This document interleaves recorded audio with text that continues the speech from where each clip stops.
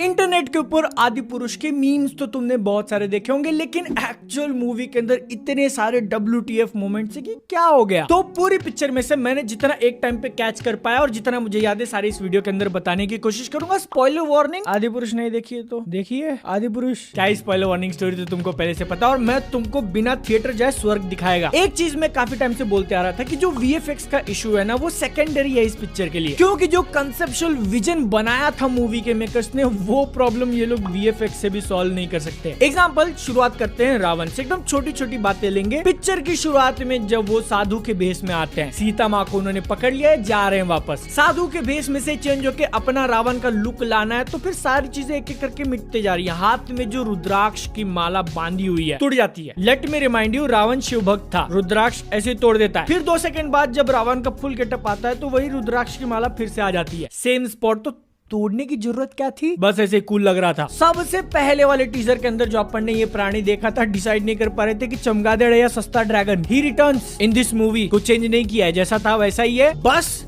दिन का जो रात उन्होंने किया उसकी वजह से काफी सारी चीजें छुप जाती हैं तो दिखता नहीं क्लियरली। लेकिन चमगादड़ को मेंशन इसलिए करना पड़ा क्योंकि पिक्चर के अंदर रावण नहीं बल्कि ओरिजिनल बैटमैन, राक्षसों की आर्मी से ज्यादा उसके पास बैट्स की आर्मी है और वो लिटरली पिक्चर के अंदर उनको कंट्रोल करता है। चमगादड़ जो बैट्स है, यहाँ से वहां जाओ, खुद एक बैट में कन्वर्ट भी हो जाता है। माना कि नए जनरेशन के लिए रामायण बनाई जाएगी, लेकिन चूतिया मत बनाओ यार, क्योंकि अब जब रावण के टॉपिक पे हम लोग हैं तो टीजर के अंदर उसका लुक देख के बहुत सारे लोगों ने बोला कि ये कहां से छपरी आ गया। फिर उसके बाद ऐसे रिपोर्ट्स आने लगे कि शायद रावण का लुक वो लोग चेंज करने वाले हैं, दाढ़ी वाड़ी ट्रिम करके या हटा के। 6-8 महीना जो गैप ले रहे हैं उसमें फुल मेहनत करेंगे। तो इसीलिए ब्रेक के बाद जितने भी poster, teaser, trailer, final trailer action वाला, रावण का चेहरा नहीं दिखाया। मैंने वो ट्रेलर रिव्यू में बोला भी था कि क्या मुंह दिखाई के लिए वेट कर रहे हैं, चेहरा दिखाने में कांप काहे रहे हो। ऐसे में अगर तुमको लग रहा है कि एक्चुअल में चेंजेस करने के लिए छुपा रहे थे तो नहीं, नो चेंज, छपरी था छपरी है। तो ये छुपन छुपाई वाला खेल क्यों खेला जा रहा था? ओ नहीं, एक चेंज जरूर किया रावण को लेके। अगर तुमने लीक्ड फोटोज वगैरह देखी है तो फिर जो 10 सर होते हैं उसका सेकंड फ्लोर लगा दिया है, जैसे कि वही सबसे बड़ी प्रॉब्लम थी। ये फिर भी ठीक है। पिक्चर के अंदर एक सीन आता है जिसमें लिटरली वो लोहार का काम कर रहा है। क्या था पता नहीं, गरम किया, उसको पीटे जा रहा है मास्क पहन के। बैटमैन तो है ही, थोड़ा और मेहनत करके आयरन मैन भी बना देते यार। लेकिन रावण को लेके जो सबसे बड़ा WTF वाला मोमेंट हुआ ना, जब उसकी फैमिली को रिवील करा गया। विभीषण और मेघनाथ का जो लुक उन्होंने फाइनल किया ना, ऐसा लग रहा था कि डायरेक्टर ने कट बोला और वहां उनका टिकटॉक बनना चालू। हाँ, अगर तुमको टीजर के अंदर रावण ज्यादा लग रहा था तो wait, just wait. Batman, Iron Man के बाद जो लिटरल फ्लैश बने हैं मेघनाथ, उनके बॉडी पे जो भरे हुए टैटूज देखोगे ना, देखने से और फ्लैश से याद आया एक सीन है पिक्चर के अंदर जिसमें विभीषण और उनकी बीवी कमरे में बात कर रहे हैं। पता नहीं उनकी कपड़े चेंज कर रही है और चेंज करके ऑलमोस्ट हो चुका है फाइनल। वो ऐसा फेंका पल्लू उन्होंने जितने में कुछ दिख गया। क्या दिख गया मैं बोल नहीं सकता, बट तुम समझ लो कि ऐसा फ्लैश करके कुछ दिख गया। मैं बोल रहा हूँ भाई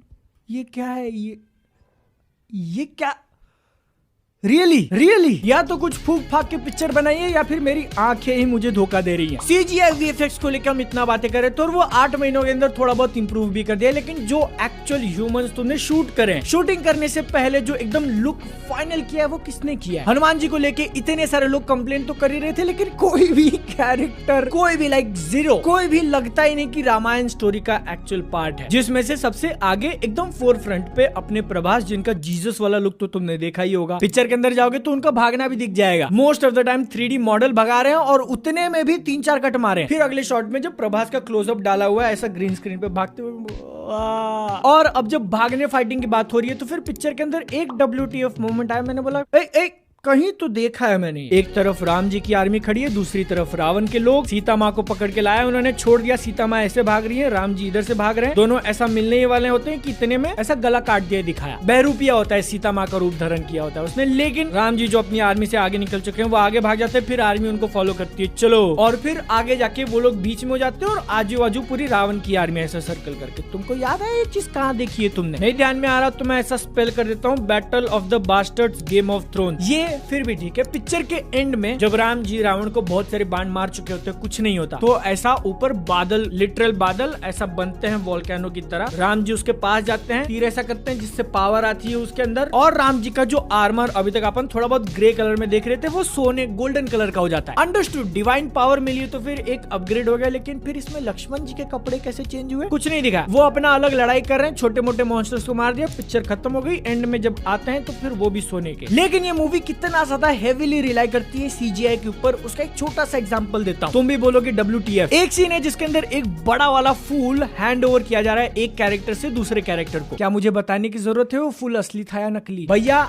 इकलौता फूल है वो, उतना तो प्रॉप बना सकते हो, नहीं CGI। और जब वो चीज ऐसे दी जा रही है ना तो वो लिटरली शेक कर रहा है, क्योंकि हाथ ऐसे मूव हो रहे हैं, और पकड़ने के बाद भी अगर तुम ऐसा स्टेडी रखने जाओगे फिर भी हाथ थोड़ा बहुत हिलता है। हाथ हिल रहा है तो फूल भी हिलना चाहिए। उसको ट्रैक करने की कोशिश में वो थोड़ा ज्यादा हिल गया। एक फूल प्लास्टिक का अगर बनवाते तो कितना खर्चा आता? तो अब यहाँ पे सबसे बड़ा क्वेश्चन बहुत सारे लोगों के माइंड में आना चाहिए कि जितना भी बजट था 500 करोड़ 700 कहाँ गए? पिक्चर इतनी ज्यादा खराब क्यों लग रही है? तो उसके पीछे एक बहुत सिंपल सा रीजन है, क्योंकि पिछले साल ही रिलीज हुई RRR को ले लो, 550 करोड़ में बनी थी, और वो इससे कितनी ज्यादा बेटर लगती है। हाँ मैं मानता हूँ RRR के अंदर भी ऐसे WTF वाले सीन्स हैं और कई शॉट्स उसके अंदर उतने सही नहीं लगते, लेकिन जब वो अच्छी दिखती है तो कितनी ज्यादा अच्छी दिखती है। भीम का इंट्रोडक्शन सीन ले लो, उसके अंदर का शेर, या फिर जो क्राउड वर्क किया गया था राम के इंट्रोडक्शन में, इंटरवल के टाइम पे जो फाइट सीक्वेंस दिखाते हैं आदि पुरुष को लेके, यहाँ पे जो सबसे बड़ा WTF हो गया ना कि उनका जो अप्रोच था स्टार्टिंग से, कितना भी 500-700 करोड़ लगाने के बाद 2021 में से रिपोर्ट्स थे कि आदि पुरुष के अंदर 8000 VFX शॉट्स होने वाले हैं। कंफर्म नहीं है, बट अब जब ट्रेलर निकल के आया तो एक VFX प्रोड्यूसर ने बोला कि 4000 प्लस है। एक्चुअल नंबर क्या है वी डोंट नो, लेकिन बहुत ज्यादा है, क्योंकि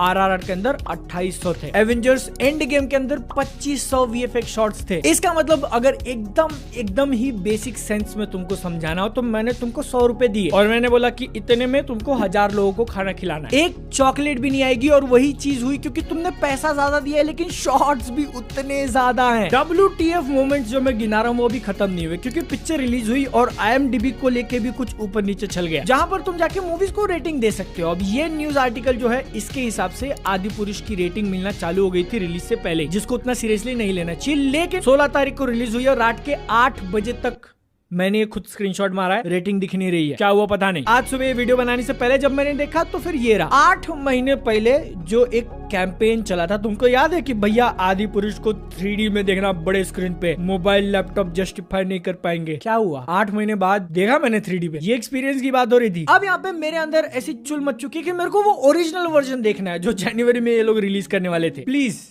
रिक्वेस्ट, 200 रुपए का टिकट, 200 या 500 रुपए का टिकट मैं ले लूंगा, साथ में ओरिजिनल वर्जन भी रिलीज करिए, रिक्वेस्ट। फाइनल WTF वाले मोमेंट पे आ जाते हैं पिक्चर के डायलॉग्स। तुमने रीड कर लिए होंगे इंटरनेट पे, मैंने अपनी पिछले वीडियो के अंदर 2 बताए भी थे, लेकिन और भी हैं। जो हमारी बहनों को हाथ लगाएगा हम उसकी लंका लगा देंगे, ये रामायण के अंदर बोला जा रहा है। मेरे एक सपेले ने तुम्हारे शेष नाग को लंबा कर दिया, अभी तो पूरा पिठारा भरा पड़ा है। पिक्चर की रिलीज से पहले बोलेगा कि हर शो के अंदर वो लोग एक सीट खाली रखने वाले हैं हनुमान जी के लिए। जितना पैसा ये सीट के अंदर गया उतना ही अगर किसी राइटर को दे दिया होता ना 10 गुना अच्छी पिक्चर बनती। लेकिन नहीं, राइटर क्या होता है पता है तुमको? राइटर क्या होता है नहीं जानते तो इतना समझ लो कि जब राइटर नहीं होता है तो आदि पुरुष होता है, और जब आदि पुरुष होता है तो हम होते हैं। हो गया ना यार, अब पिक्चर रिलीज हो गया, अब ज्यादा वीडियो बनाने नहीं मिलेगा, तो ये लास्ट स्ट्रेच है, ऐसा थोड़ा हम भी मजा ले लेते हैं। 3 घंटे हमारे लिए गए, लेकिन अगर तुमको मजा आया तो फिर चैनल को सब्सक्राइब। और आदि पुरुष सनी देओल की गदर 2 का टीजर आया, वो कैसा था मैंने इस वीडियो के अंदर बताया, तुम चेक कर लेना। मैं मिलता हूँ अगली वीडियो में। जय हिंद, वंदे मातरम।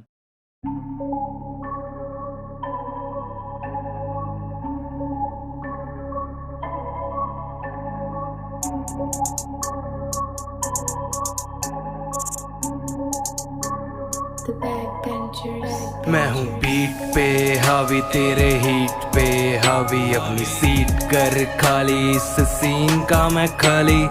बीट पे हावी बाबे, हीट पे हावी, अपना सीन कर खाली, इस गेम का मैं खाली। खाली हूँ मैं गेम का, कर ब्रेन फ्यूज कलम इंसेन है, कुछ बम दे रहा रैपर हूँ मैं तैलका, हूँ मैं शब्द कोश शक्ति का शहनशाह, मैं देवता तो चले को पे हावी, कोई रहम ना खाती है कलम कदापि ये शब्द ग्रैंड। तुम चंद्र के साथ मेरी शाही तब पे ज्वाला तेरी सृष्टि जला दिया। तुम चिल करता मैं काम खत्म कर बीट हजम, तेरी लाल नितम तेरी वीक जिसम साथ वीक रिटर्न करूँ ठीक मैं इन कई सारे सितम। हाँ मैं नहीं रिजन जो कापे बदन बनी लाके की शेर रख नाग के फन है उधारी जीवन नहीं आस्तीन से कम करना फ्लो मेरा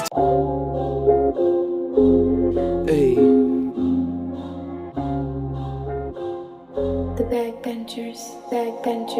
बैठा खामोश था मैं दिल में ज्वाला लेके कागज सी जल रही जब कलम से ये लावा लिखे बंदा बंदा कहता खुद को हिप हॉप उनकी सोच से भी पार हम असली अंडरग्राउंड जीते इस सीन में ये फेक लौंडे फंगस से सीख कराटे आते लड़ने हमसे दंगल ये अंक 5 खाते मेरे शब्द कोश से ये आक्रोश में रुचि ले रहे हम ले रहे फन पटके मस्तक ये जोर देते मस्तिष्क पे नतमस्तक सोच चाहते मेरे तारे गर्दिश में बंदिश से तोड़ हाथ कलम जब उठाते खाते खौफ इनके मौत की ना लिख तू कहीं अर्जी में बात हिप हॉप की मतलब बात इज्जत की किस्मत पे ना छोड़ू मैंने कलम पे है मेहनत की रहमत की और कला से है बरकत ली आज मैं हूँ बना जाने जान कितने धड़कन की बहुतों की इस गले ने ये कड़कम की काम की लालसा चाहत रखूं ना धन की दिनों रात मैं गुजारता हूँ संगीत में कुछ देते प्यार कहते कुछ मुझे हेलो हेलो हाँ ब्रो कहाँ है घर था बता यार पता नहीं यार बहुत डार्क थॉट्स आ रहे हैं यार मेरे को कुछ समझ नहीं आ रहा यार क्या हो गया भाई यार बहुत बड़ा हो रखा यार किसी भी काम में यार स्टूडियो में मन नहीं लग रहा यार बिल्कुल